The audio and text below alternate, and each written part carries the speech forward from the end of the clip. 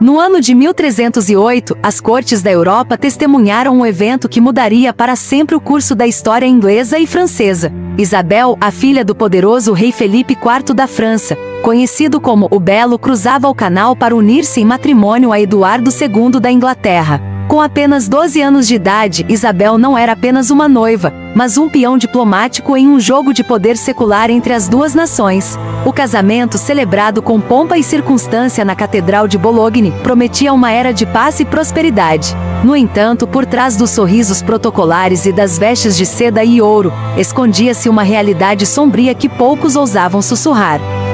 Eduardo II, um rei cujas inclinações e favoritismos já causavam murmúrios de descontentamento entre a nobreza inglesa, via em Isabel pouco mais do que uma obrigação política necessária para manter as aparências. Para a jovem princesa, a Inglaterra não seria o conto de fadas que muitos imaginavam em Paris, mas sim um campo de batalha onde sua inteligência, paciência e resiliência seriam testadas ao limite absoluto. Ela chegava a uma corte profundamente dividida, onde a influência de favoritos reais como Piers Gaveston já semeava as sementes da discórdia que anos mais tarde floresceriam em uma rebelião aberta e sangrenta. Esta é a história de como uma menina, enviada para ser uma rainha submissa, transformou-se na lendária loba da França. Uma mulher cuja determinação e astúcia derrubariam um rei e moldariam o futuro de um império. Os anos que se seguiram ao casamento foram marcados por uma crescente e dolorosa humilhação para Isabel. Enquanto Eduardo II se perdia em sua obsessão por favoritos como os Despencer, a rainha era sistematicamente marginalizada, ignorada e até mesmo ridicularizada em sua própria corte. A influência de Hugh Despencer, o jovem, sobre o rei tornou-se tão absoluta que Isabel viu sua própria autoridade e dignidade serem corroídas dia após dia. Ela era uma rainha apenas no nome, enquanto as decisões do reino eram tomadas nos aposentos privados do rei e de seus favoritos. Em 1324, a situação atingiu um ponto de ruptura insuportável. Sob o pretexto de uma guerra iminente com a França, Eduardo II, instigado pelos Despencer, tomou medidas drásticas e cruéis contra sua própria esposa. Suas terras na Inglaterra, que garantiam sua independência financeira e status, foram confiscadas pela coroa, deixando-a sem recursos próprios. Seus filhos, o futuro Eduardo III e seus irmãos, foram cruelmente afastados de seus cuidados, sendo entregues à custódia de aliados dos Despencer, em uma tentativa clara de quebrar o espírito da rainha. Até mesmo os membros mais leais de sua casa real, aqueles que a acompanharam desde a França e eram seu único vínculo com sua terra natal, foram presos ou exilados. Isabel encontrava-se em uma prisão dourada, uma rainha sem reino, uma mãe sem filhos e uma esposa sem marido. O isolamento era quase total, e o perigo para sua própria vida tornava-se cada vez mais real, à medida que os Despencer consolidavam seu poder.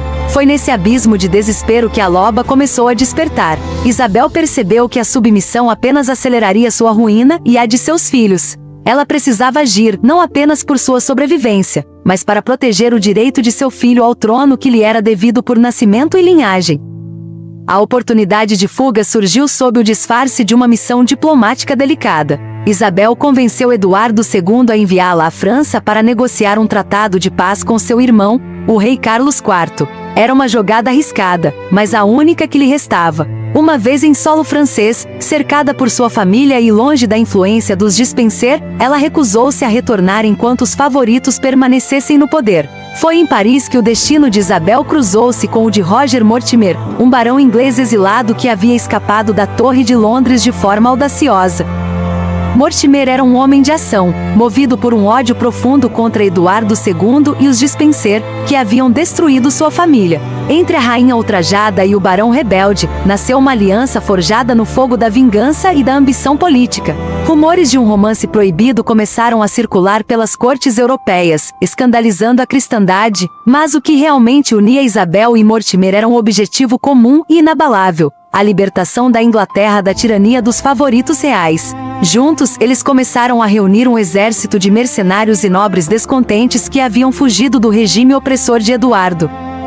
Isabel, demonstrando uma habilidade política magistral e uma capacidade de liderança inesperada, garantiu o apoio de seu irmão e de outros aliados continentais. Eles não estavam apenas aliados, estavam orquestrando uma revolução.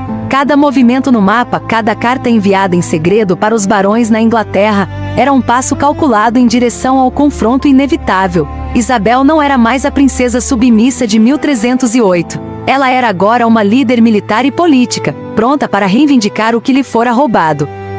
Em setembro de 1326, Isabel e Mortimer desembarcaram na costa de Suffolk com uma força pequena, mas determinada. Para surpresa de Eduardo II, o país não se levantou em sua defesa. Pelo contrário, o povo e a nobreza viram nela uma libertadora. As cidades abriram seus portões e os nobres desertaram em massa para o lado da rainha. O regime dos Despencer desmoronou como um castelo de cartas sob o peso de sua própria corrupção. Eduardo II foi capturado, forçado a abdicar em favor de seu filho e eventualmente encontrou um fim misterioso e brutal na prisão, um destino que ecoaria por séculos como um aviso aos tiranos. Em janeiro de 1327, o jovem Eduardo III foi coroado rei da Inglaterra, com Isabel e Mortimer atuando como regentes. O triunfo de Isabel foi absoluto. Ela havia passado de uma rainha humilhada a governante de fato de um dos reinos mais poderosos da cristandade. Embora seu período como regente tenha sido marcado por controvérsias e eventualmente pelo próprio golpe de seu filho para assumir o poder total, o impacto de Isabel na história é inegável. Ela demonstrou que uma mulher, mesmo nas circunstâncias mais adversas, poderia desafiar as estruturas de poder de sua época e vencer. Seu legado não é apenas o de uma rebelde, mas o de uma mãe que lutou ferozmente pelo futuro de sua linhagem. Isabel da França, a Loba, permanece como uma das figuras mais fascinantes e complexas da Idade Média. Uma mulher que transformou sua dor em poder e sua marginalização em um reinado que ecoaria pelos séculos. A percepção histórica de Isabel da França sofreu transformações drásticas ao longo dos séculos. Durante muito tempo, os cronistas medievais, em sua maioria homens da Igreja, pintaram-na como uma vilã, uma mulher que traiu seu marido e seu rei, focando apenas em sua relação com Mortimer para deslegitimar suas conquistas políticas.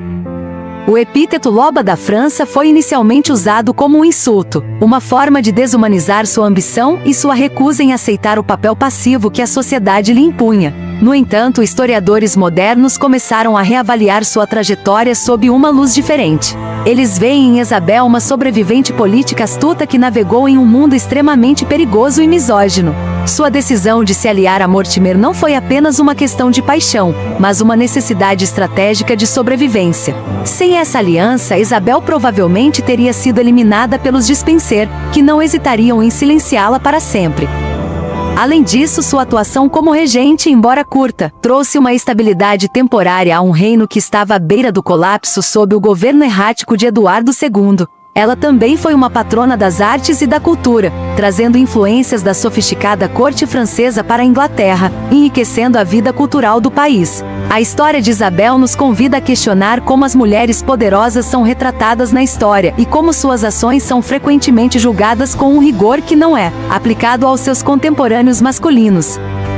Ela não foi apenas uma rainha, ela foi uma arquiteta de sua própria fortuna, uma mulher que entendeu que no jogo do poder, você vence ou você perece. Seu sangue continuou a correr nas veias dos monarcas ingleses por gerações, influenciando a política europeia muito além de seu tempo de vida. Ao olharmos para as imagens de sua vida, desde a inocência do casamento até a autoridade do trono, vemos a evolução de uma alma que se recusou a ser quebrada pelas circunstâncias. Isabel da França permanece até hoje como um símbolo de resistência feminina e de como a vontade de uma única pessoa pode alterar o destino de milhões. Sua vida é um lembrete de que a história não é feita apenas de grandes batalhas e tratados, mas também das escolhas corajosas feitas nas sombras dos castelos e nos sussurros das conspirações. Que a história da Loba continue a nos inspirar a buscar nossa própria força, mesmo quando o mundo parece estar contra nós, lembrando-nos de que o poder reside naqueles que ousam reivindicá-lo.